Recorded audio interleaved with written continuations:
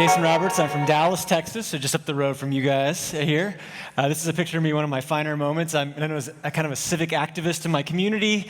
My city didn't seem to know how to get bike lanes done. They said it was going to cost a lot of money and take a lot of years, so I figured I'd just help them out a little bit on the streets. So this is kind of what I'm known for in my community. But during the day, I kind of am not the most exciting guy. I worked with computers. I worked in rooms like this, a lot of cables in my life, a lot of sitting around trying to build websites and things like that. But I did have one creative outlet. At night, I played in rock bands, so that was my one cool factor, right?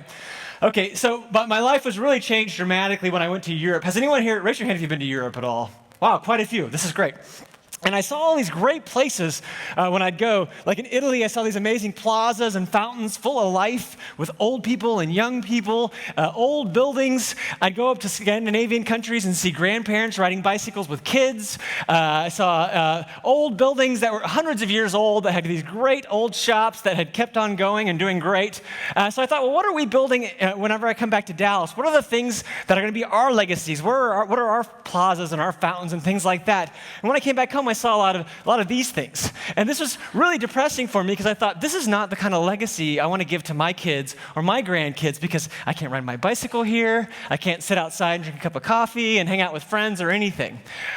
So when I started asking people about why aren't we doing cool things, and I go to meetings and say, why don't we get bike lanes and why don't we have things happen? They say, no, we can't change anything. There's all this fear. A lot of people like this came out and said, don't do anything, don't make anything different, right?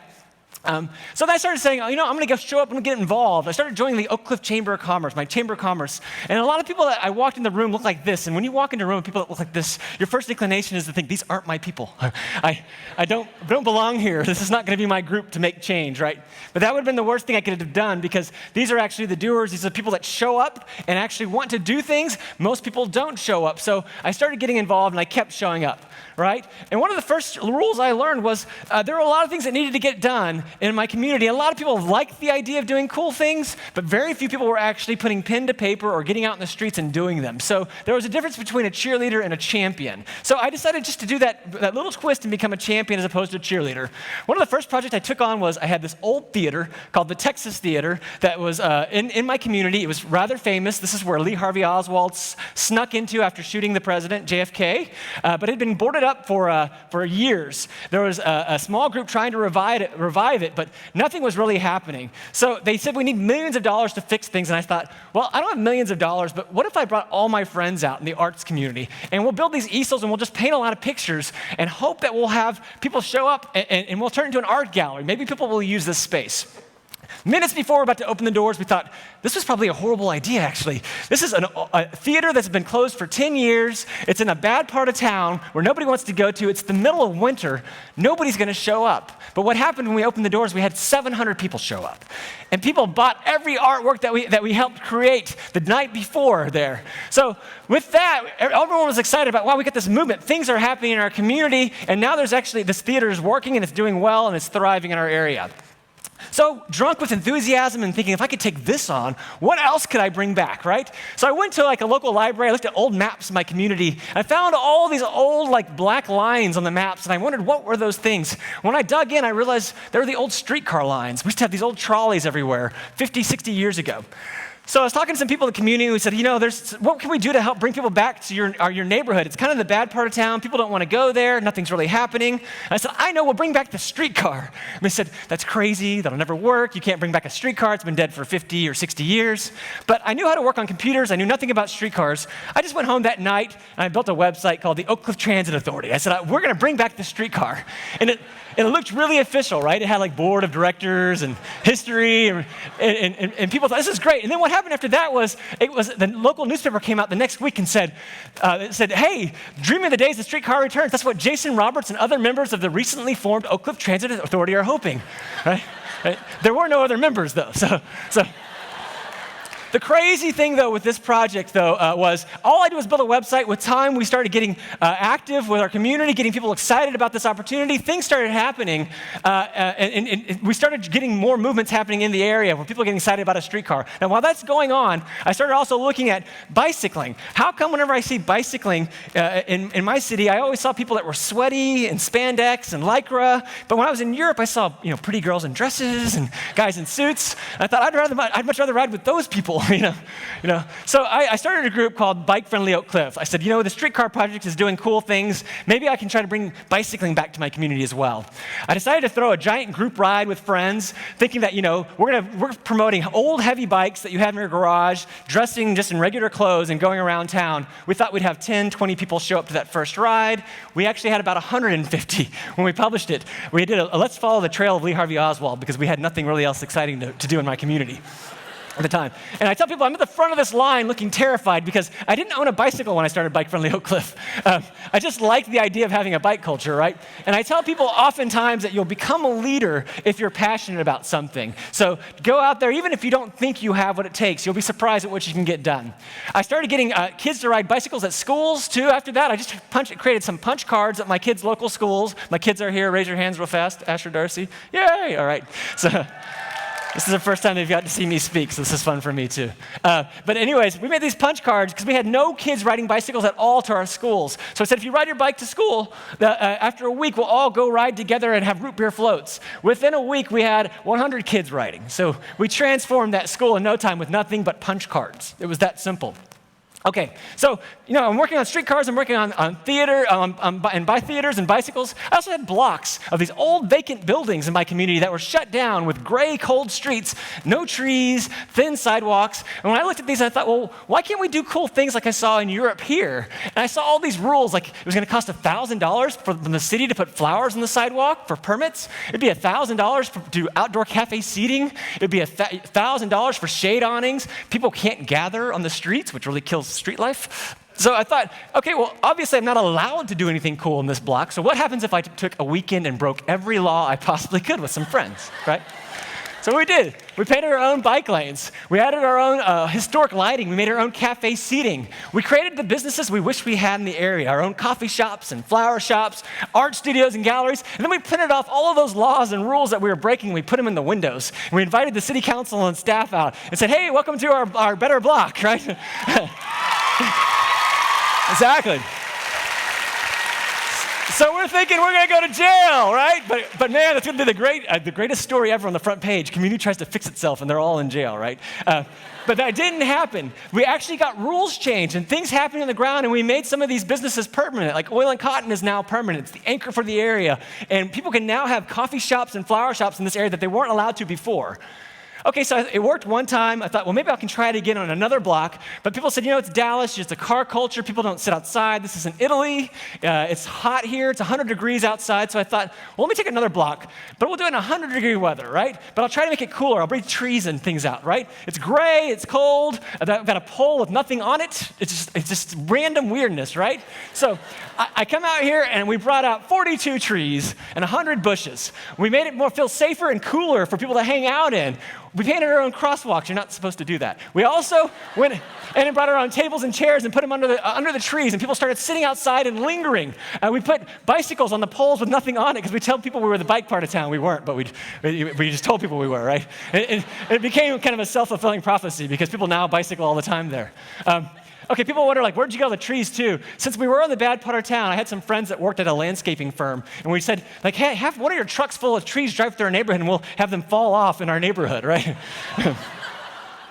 All right, and this is a picture of the block after we finished it. We had gotten so tired of seeing Photoshop and SketchUp renderings of how cool our place could be that we thought, why don't we just build it ourselves? And that's what we did. Those aren't Photoshop clouds or people or Photoshop bicycles. Those are all real, and it's 100 degrees outside, and it's active and vibrant and working, right? Okay, so I thought, well, why don't we try to, we have other projects we want to work on. I had a group that wanted to get a dog park in the area, and they said, we want to do a dog park, but we talked to the city, and the city said, well, we don't do dog parks unless they're really big, like 30 acres, and it's going to cost millions of dollars and take years to do. They were frustrated. They came to me, this group, and they said, well, what would you do? And I'm standing across the field from this dumping zone. I said, well, why don't we turn that into a dog park? It's in the neighborhood. We'll make it small. And they're like, okay, well, maybe we can do some fundraisers, gather some people, and have some meetings, and maybe in a few months we'll have a dog park. And I said, well, why don't we just do it next weekend? And so we did. We just mowed the grass, right? we put signs up. And I found here's the amazing thing about a dog park. People say they cost millions of dollars, and it's just a fence. That's really all a dog park is. It's not that elaborate. Okay. So this is another project that I had in a community where I had a park, and people were saying, well, I asked, like, this is I'm doing a Better Block project in San Antonio. And I said, well, why does nobody use this park at all? And they said, there's no kids here. And I'm like, well, there's nothing for them to do anyways. It's just a giant grass field. So while I'm working on my Better Block project, I find a bunch of tires, right? Just because you can find tires everywhere. I paint them garish colors, and I put them out in the trees and think, hopefully, we'll see what happens. In 20 minutes, kids come out of nowhere, right? And they're like, where all these kids come from? And people are like, right? Thank you. Yeah, so we made the park work, and we made it work for like $50 in rope and free tires, right? And the frustrating thing was this was on the front page of the paper, and I was like, I fixed this block over here, you're worried about the tire swings. That was nothing, right? Okay. All right, so since that time, we've done all these other cool projects. I've taken other blocks. This is in downtown Dallas, and we had no cool retail on the sides of the street, no businesses. And they said there's no room for businesses. We just have apartments here. So I said, well, why don't we just use the middle of the street like in Spain? And we did. We put a market in the middle of the street. We thought that would never happen. And then beyond that, we started I put pianos in the street, and we bought dumpsters, and we made them into swimming pools because it was hot there as well, and put them in the parking lots. And since that time, this Better Block project that I started in my community just to try to fix it went national within a year. It was going all over the place. Everybody was doing these things, and we were helping as well on some of them. And then the next year, it went over to Tehran, Iran, and it went over to like Melbourne, Australia, and just went international on us, right? And okay, so real fast on that streetcar story too, I want to return to that. Of course, I just did a website. It was just me in the beginning. Some friends got together and said, this is a really cool idea. We want to help. We told the city we want to bring the streetcar back. We're going to write some grants. They said, good luck, Oak Cliff. Nobody said, like, you'll never win a grant for that. You're the bad side of town, and you're just a hodgepodge group of this small, of know-nothings that know nothing about streetcars or transportation. So we said, fine, we'll write our own grant. We'll see what happens. And what happened was we won $43 million.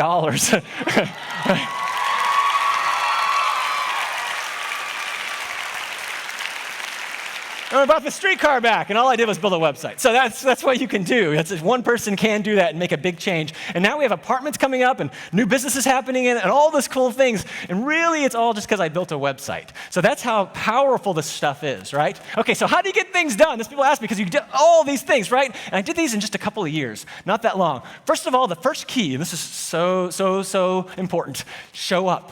Nobody shows up to these meetings or anything in a city. Very few people do, but the few people do are like this lady, and she's opposed to everything. So you got to show up to be the counter to her, right?